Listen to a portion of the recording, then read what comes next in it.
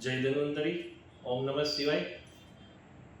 આજે સાંજ સમાચારના જે કોઈ દર્શક મિત્રો છે તેમને નમસ્કાર.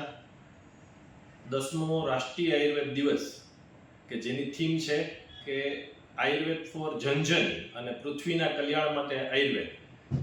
આ આપણા પ્રધાનમંત્રી શ્રી નરેન્દ્રભાઈ મોદી સાહેબ કે જેમને 2014માં સર્વપ્રથમ વખત આપણને આયુષ મંત્રાલય, આયુર્વેદને એક નવી ઓળખ આપી, આયુષ મંત્રાલય આપીને, અને ત્યાર પછી આજે 10મો રાષ્ટ્રીય આયુર્વેદ દિવસ છે.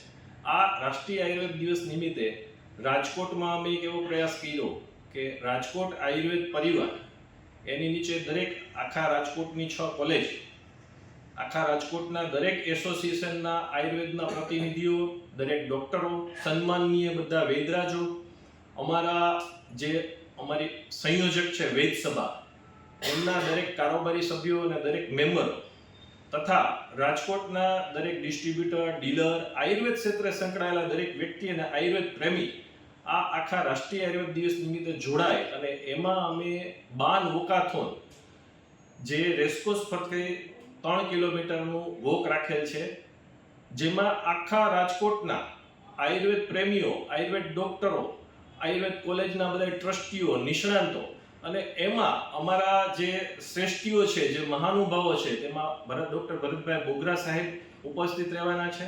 સાથે અમારા જે સાંસદ સભ્ય છે રામભાઈ મોકરિયા સાહેબ, એ પણ ઉપસ્થિત રહેવાના છે.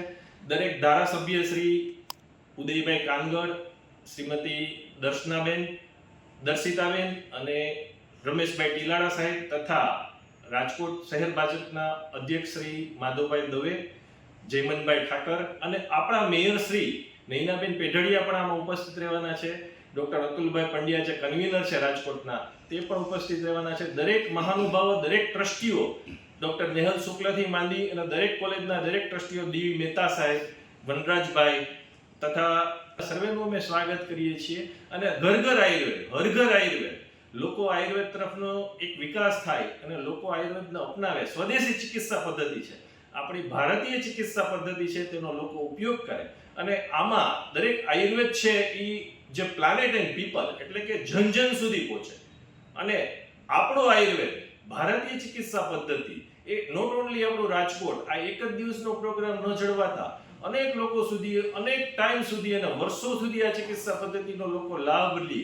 જે પ્રાચીન ચિકિત્સા પદ્ધતિ છે એના અલગ અલગ સૂત્ર અમે 3.5 કિલોમીટરમાં બધે આખા રાજકોટમાં દરેક ડોક્ટર વૈદરાજના ફોટા સાથેનો લગાડેલ છે.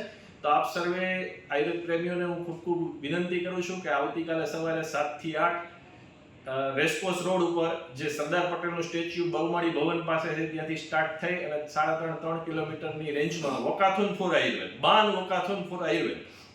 સાંજ સમાચાર ફેસબુક પેજને લાઇક કરો, વિડીયો શેર કરો અને વધુ વિગતવાર સમાચાર માટે sanssamachar.net વિઝિટ કરો.